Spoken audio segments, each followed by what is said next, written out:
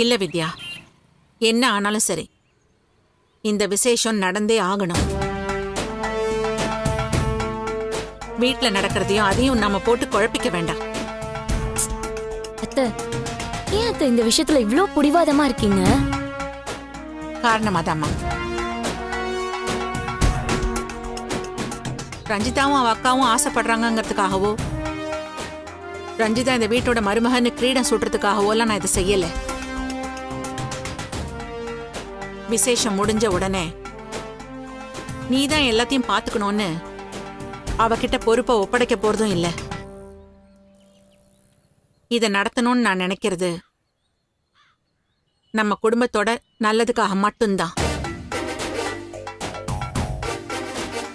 அருண் கல்யாணத்துல நிறைய குழப்பம் நடந்துட்டதால வெளியில நம்ம குடும்பத்தை பத்தி தப்பு தப்பா பேசுறாங்க. நம்ம மேல விழுந்த பழியை நம்ம துடைக்கணும். நம்ம குடும்பத்தோட மான மரியாதையை நம்ம காப்பாத்தணும். அந்த ஒரே ஒரு விஷயத்துக்காக தான் நான் இதை ஒத்துக்கிட்டேன்.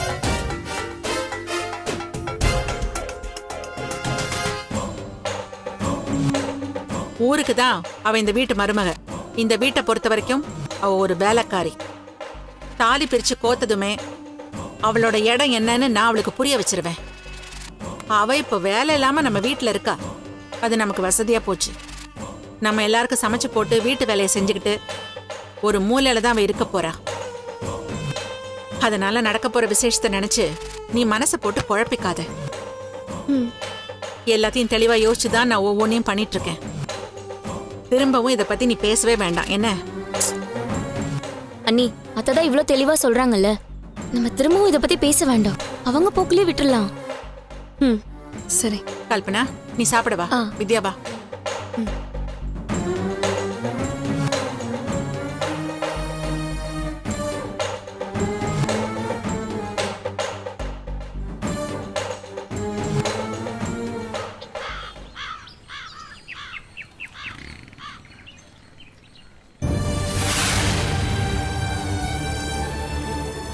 எனக்கு புரியலடி. உன் கார்டும் தொலைலன்னு சொல்ற, நீயும் பணத்தை எடுக்கலங்கிற, அப்புறம் எப்படி உன் அக்கவுண்ட்ல இருந்த பணம் காணாம போயிருக்கும்? இந்த கேள்விக்கு பதில் தெரியாம தான் நானும் தவிச்சிட்டு இருக்கேன்க்கா. கொஞ்ச நாளாவே என்ன சுத்தி எல்லாமே தப்பு தப்பாவே நடக்குது. அருண் ஆட்டோல கிடந்த செயினை நான் திருடினேன்னு முதல்ல என் மேல பழி வந்துச்சு. அதுக்கப்புறம் வீட்ல வச்ச என் ஃபைல் காணாம போச்சு. அப்பவே என் வேலை போயிருக்கணும். அருணால நான் அன்னைக்கு தப்பிச்சேன். ஆனாலும் மீட்டிங் அட்டென்ட் பண்ண முடியாம போய் என்ன வேலையை விட்டே அனுப்பிட்டாங்க. இப்போ பணமும் காணாம போயிருக்கு.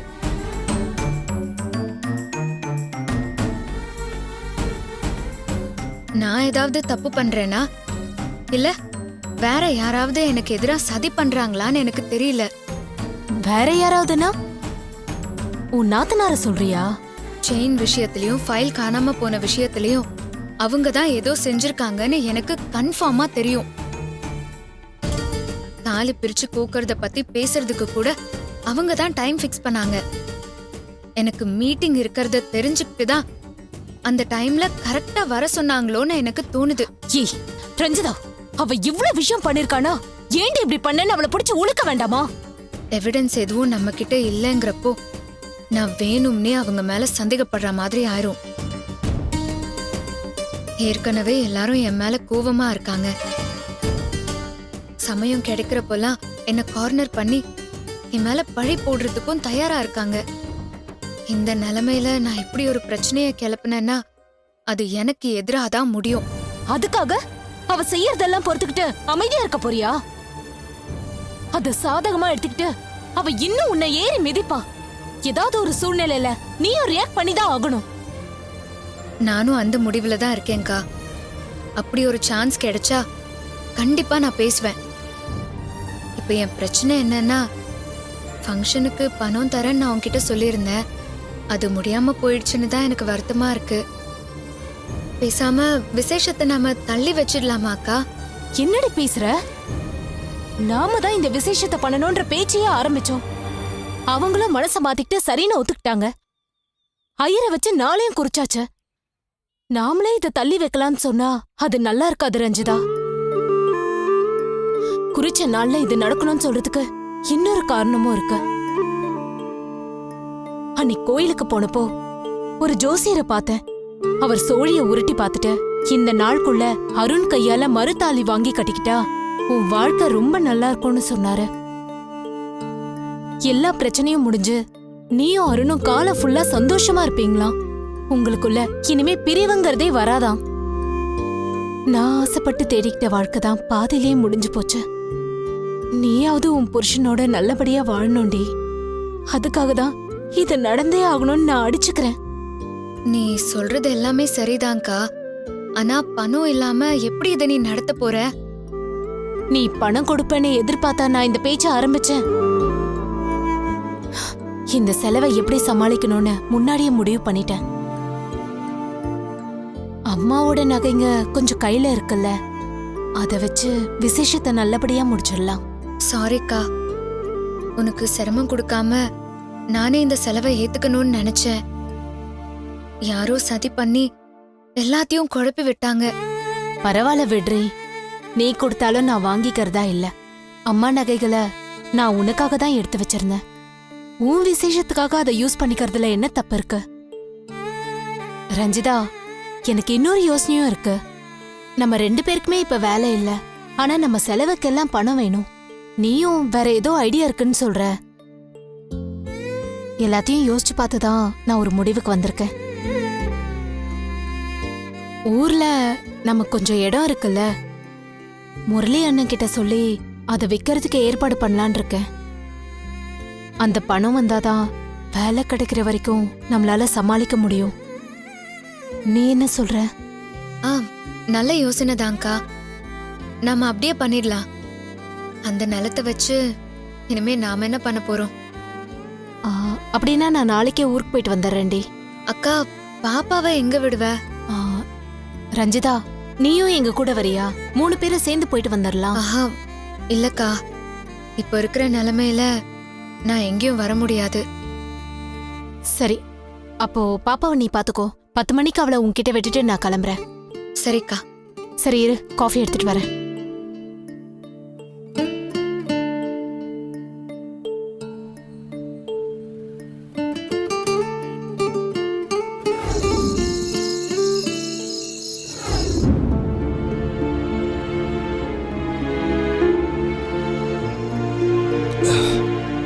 டேய், என்ன இடத்துக்குடா கூப்பிட்டு வந்திருக்க? நீ இந்த மாதிரி இடத்துக்குலாம் வந்து நான் பார்த்ததே இல்லையே. அம்மா, இப்போ எதுக்கு இந்த இடத்துக்கு வந்திருக்கோம்? ஒருத்தன் வரத்துக்காக வெயிட்டிங்க. வருவான். வெயிட்டிங்கா? யாரா அவன்? வருவான், நீயே பாரு.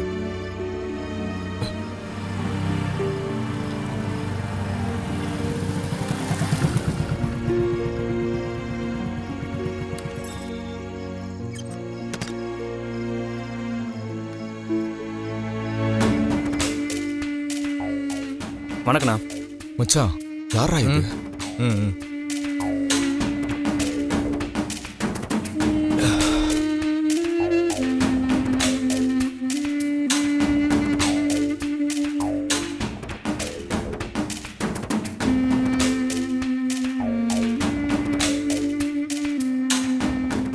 நான் சொன்னல, கோமதி, அது இவ தான்.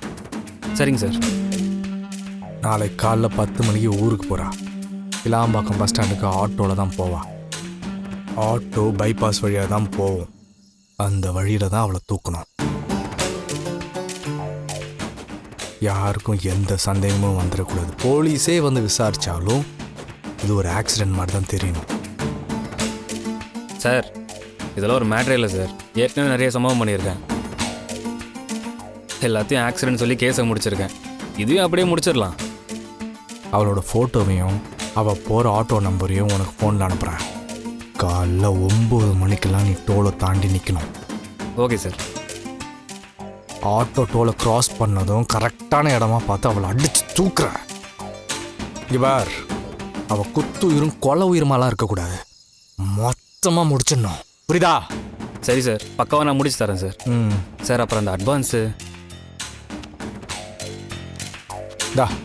இதை இப்போதைக்கு வச்சுக்கோ. மிச்சத்தை வேலை முடிஞ்சதும் தரேன். சரியா? சரிங்க சார் வரேன். இரு இரு இரு இரு நான் உனக்கு நிறைய இன்ஸ்ட்ரக்ஷன்ஸ் கொடுக்க வேண்டியது இருக்கு.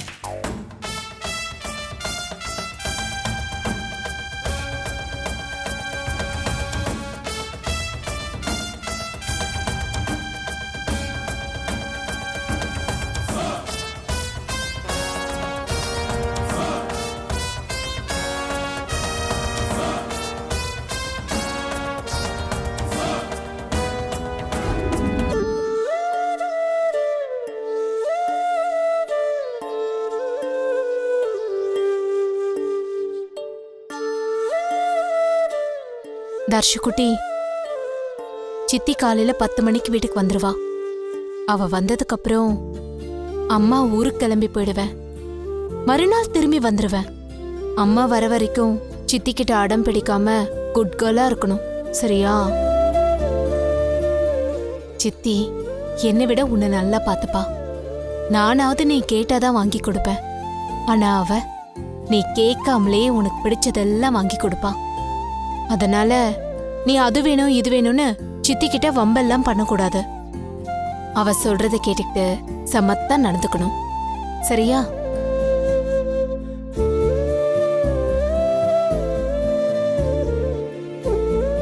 தர்ஷு, இந்திரி,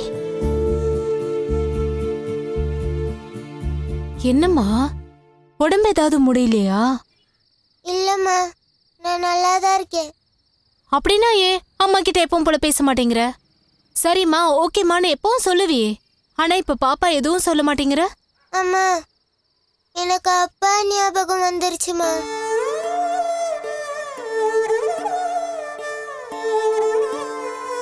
அவர் இனிமே நம்ம வீட்டுக்கு வரமாட்டாராமா?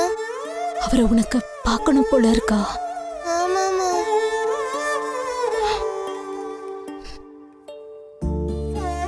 அவரை பார்க்கறதுல பிரச்சனை இல்லை குட்டிமா. ஆனா அவர் சும்மா இருக்க மாட்டாரு. என்னை பார்த்ததுமே சண்டை போடுவாரு, ஏதாவது சொல்லி திட்டுவாரு, கத்துவாரு. பாப்பா பார்த்தா பயந்துருவல்ல,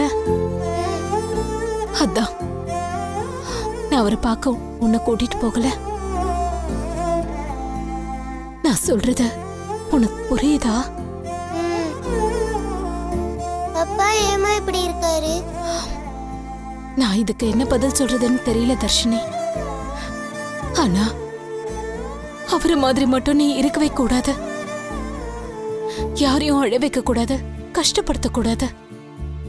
முடிஞ்சா நல்லது செய்யணும், முடியலனா கெடுதலாவது செய்யாம இருக்கணும். இந்த காலத்துல நல்லவங்களா இருந்தா மட்டும் போதாது, ஸ்ட்ராங்காவும் ஸ்மார்ட்டாவும் இருக்கணும். அதுதான் ரொம்ப முக்கியம். இல்லனா எல்லாரும் உன்னை ஈஸியா ஏமாத்திட்டு போயிடுவாங்க. நீயும் அடுத்தவங்களை ஏமாத்த கூடாது, அடுத்தவங்க உன்னை ஏமாத்தவும் விடக்கூடாது, உன்னை அழ வைக்கவும் விடக்கூடாது. புரிஞ்சுதா? சரி, நீ படுத்துக்கோ. அம்மாவுக்கு கிச்சன்ல வேலை இருக்கு, நான் முடிச்சிட்டு வந்துடுறேன்.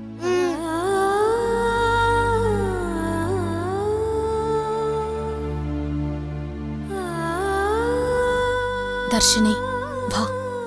என்னம்மா?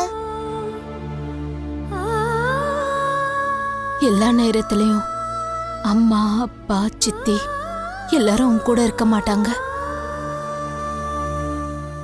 இப்ப அப்பாவை பார்க்க முடியாம இருக்குல்ல, அதே மாதிரி நீ என்னையும் பார்க்க முடியாம போலாம்.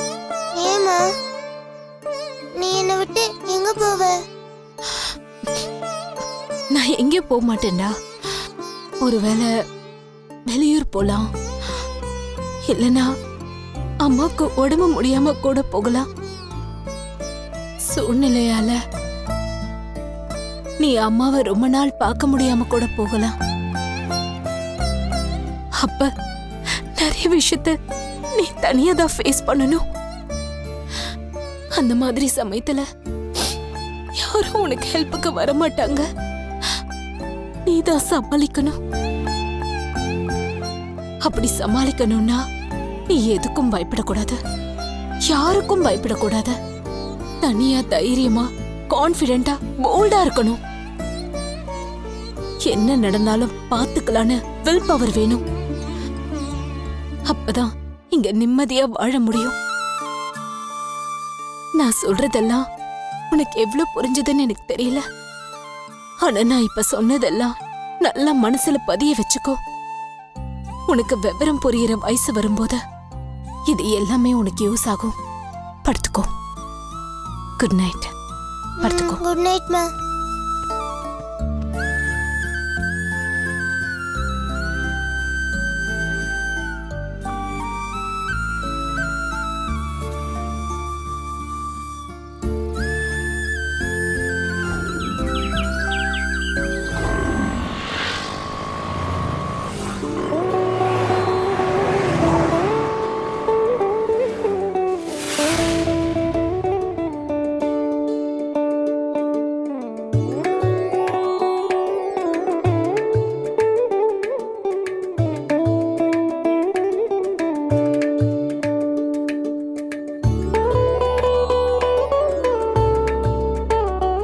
என்ன தர்ஷு, ஏன் ஒரு மாதிரி டல்லா இருக்கீங்க?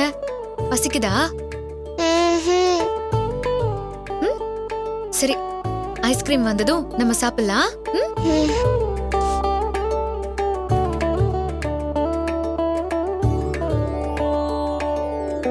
செல்லோ, இன்னைக்கு ஒரே ஒரு நாள் தான்.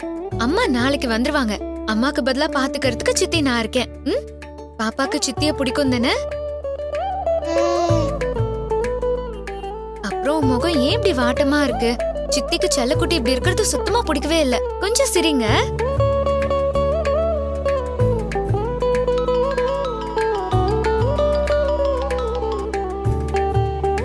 சொல்லுக்கா.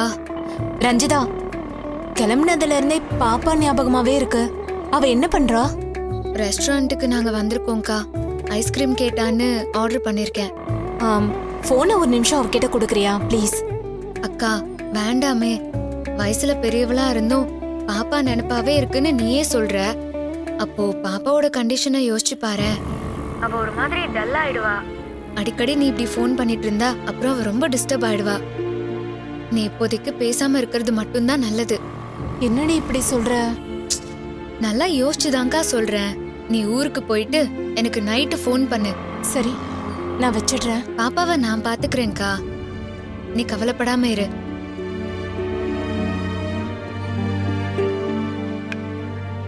பாப்பா ஐஸ்கிரீம். மேடம் உங்களுக்கு டீ. தேங்க்யூ. வேற ஏதாவது மேடம்? No thanks.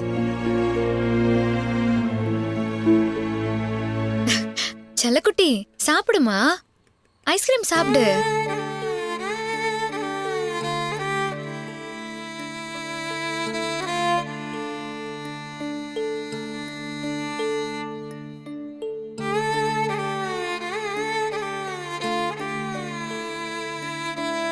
பண்ணல சார் அதெல்லாம் நான் பார்த்துக்கிறேன் சார். யோ, சொன்னதெல்லாம் நல்லா தெளிவா ஞாபகம் இருக்குல்ல? கை கால் மட்டும் போயிடுச்சுன்னு இல்லாம மொத்தமா அவ கதையை முடிக்கணும். முடிச்சிடலாம் சார், நீங்கள் டென்ஷன் ஆகாதீங்க.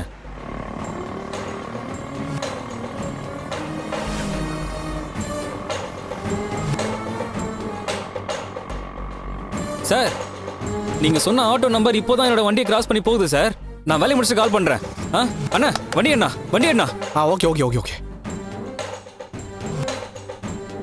என்னடா ஆச்சு? கோமதி போற ஆட்டோ இப்பதான் ஸ்பாட்டை தாண்டி போயிட்டு இருக்கு. நம்ம ஆளும் கிளம்பிட்டான். கோமதி சாகர மாதிரி கரெக்டா அடிச்சு தூக்கிட்டானா செம்மையா இருக்கும். அவன் தான் இந்த மாதிரி சம்பவம்லாம் பண்ணியிருக்கேன்னு சொன்னான்ல, எல்லாத்தையும் பக்காவா முடிச்சிருவான். நீ ரிலாக்ஸ். சித்தி, எனக்கு போதும். என்ன பாப்பா இது, அதுக்குள்ள போதும்ன்ற?